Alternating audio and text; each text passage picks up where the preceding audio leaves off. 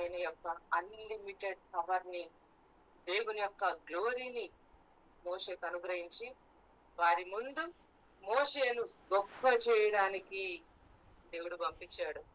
ఈరోజు మీరు జూమ్ కి వచ్చిన ప్రతి ఒక్కరితో నేను మాట్లాడుతున్నా.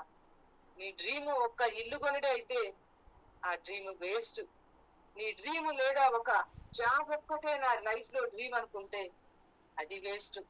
లేదా ఇంకేదో నేను మంచి పొజిషన్ లో పోవాలి, అదొక్కటే అయితే నీ డ్రీమ్ అనేది వేస్ట్. దాన్ని గుర్తుపెట్టుకోండి. మోషేని ఒక పక్కన దేవుడు ఫిజికల్ గా బ్లెస్ చేస్తూ, మరొక పక్కన దేవుని యొక్క పవర్ ని అచంచలంగా దేవుడు మోషేకి అనుగ్రహిస్తూ వచ్చాడు. అందుకని ఫరో సైతం కూడా మోషేని చూసినప్పుడు భయక్రాంతులైనారు. వాళ్ళందరూ మోషే చేసే అద్భుతాలను చూసినప్పుడు వాళ్ళకి భయం అనేది పుట్టింది. దేవుడు ఫరో యొక్క గుండెను భయంతో నింపాడు మోషే ద్వారా.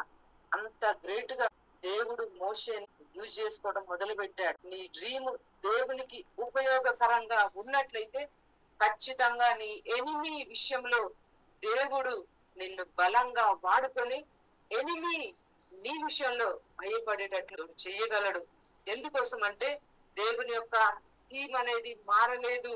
అదే అపవాది, అదే ఎనిమీ, అదే శత్రువు. వాళ్ళ టైంలో ఉన్న ఎనిమీ నీ టైంలో కూడా ఉన్నాడు.